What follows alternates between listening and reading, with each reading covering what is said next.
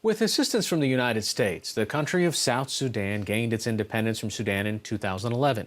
Civil war took over the new nation in just 2 years. It's led to famine, accusations of ethnic cleansing, and a massive refugee crisis. In tonight's Signature segment, a rarely seen side of the story, an American citizen who's leading a rebel group fighting to change South Sudan's government.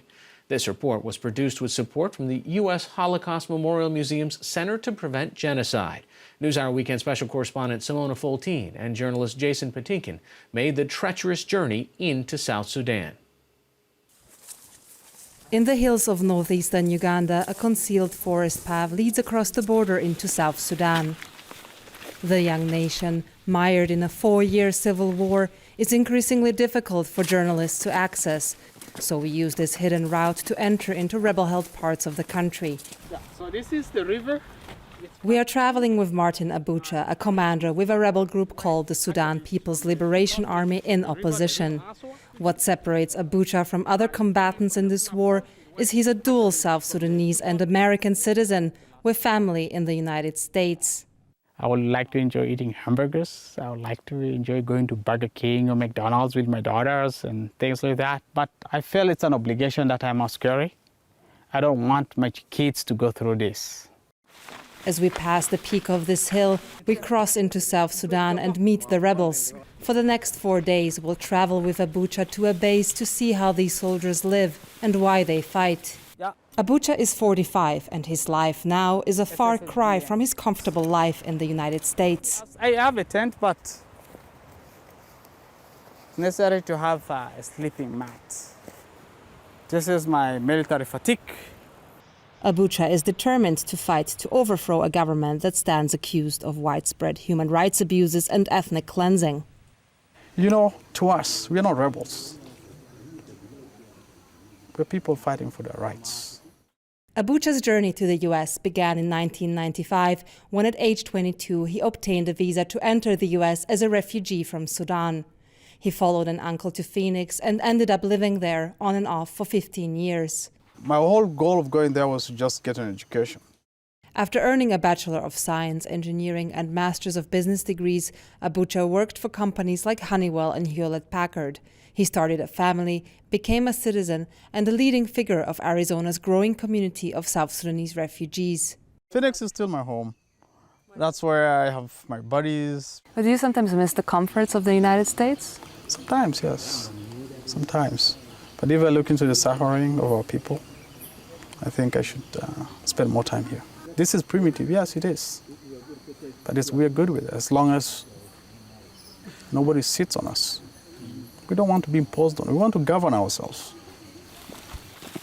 When South Sudan won its independence from Sudan in 2011, Abucha went back and took an IT job in the Census Bureau in this new nation of 12 million people.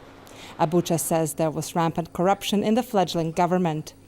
To be honest, over 20 to 30% of the money went to where we don't know. We knew there was money in there, but we don't know what the money was used for. Disillusioned, Abucha left and went back to Phoenix. In 2013, just 2 years after the country won its independence, the civil war began as a power struggle over the country's top post between President Salva Kiir and former Vice President Riek Machar, who mobilized their rival tribes, the Dinka and the Nuer. The war has since spread through the country's southern Equatoria region, drawing in other ethnic groups, including Abucha's, called the Mahdi. Abucha, who underwent compulsory military training as a young man in Sudan, went back in 2014. He initially joined the rebels as a member of Machar's negotiating team. In 2015, the U.S. brokered a peace deal, but it fell apart last year. Now, with peace talks on hold, he's living the life of a soldier. Much of South Sudan is covered with dense forest, which is why this area is so conducive to guerrilla warfare. The bush provides cover and prevents the government from bringing in tanks and other heavy machinery. This allows the rebels to sustain their insurgency, even though they're outgunned. Government troops control the main towns and roads in the area, while the rebels have the upper hand in the bush.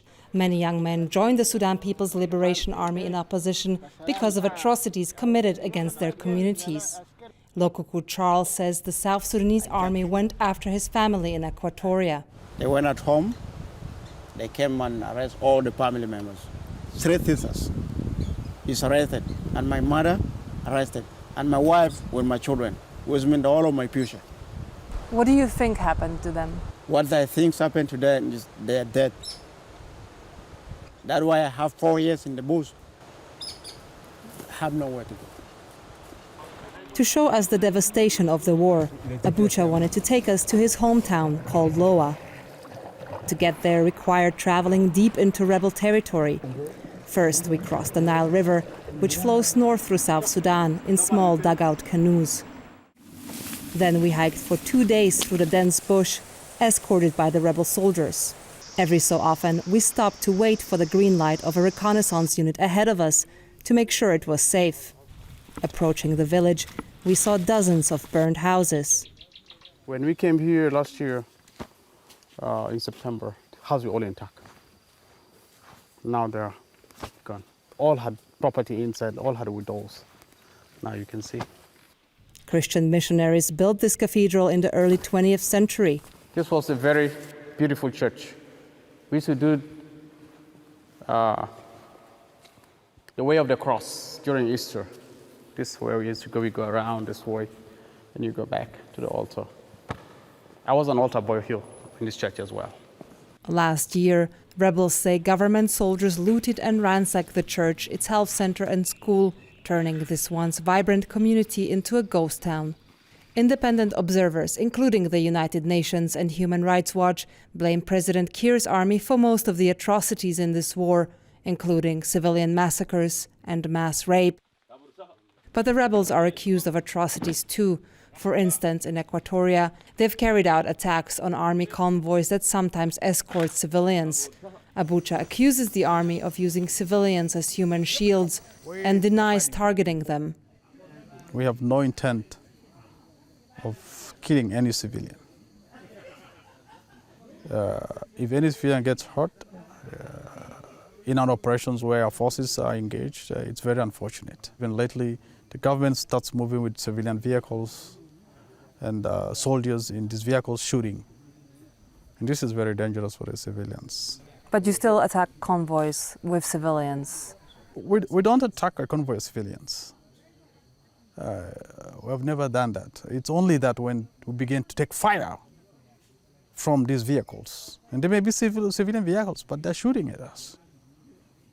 That's when our personnel will defend themselves. Martin Abucha is frustrated the international community hasn't done more to end the war. As a rebel negotiator, he had a front-row seat to the diplomacy behind the failed 2015 peace deal. He blames John Kerry, President Obama's last Secretary of State, and the former Special U.S. Envoy to Sudan and South Sudan, Donald Booth, for forcing through a peace deal that backfired. Many times just delivering an ultimatum.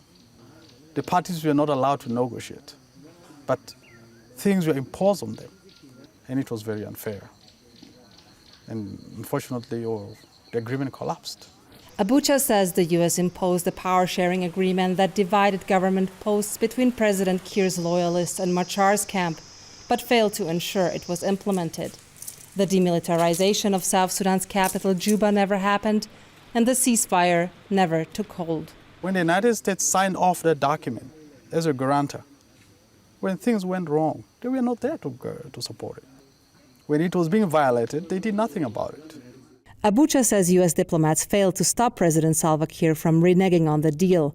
3 months after Riek Machar returned to Juba last year to serve again as vice president, Kiir's army chased him out of the country, and Kiir appointed another politician as his number 2. In the past 15 months, as the fighting escalated again, South Sudanese civilians fled their homes, mostly across the border to Uganda.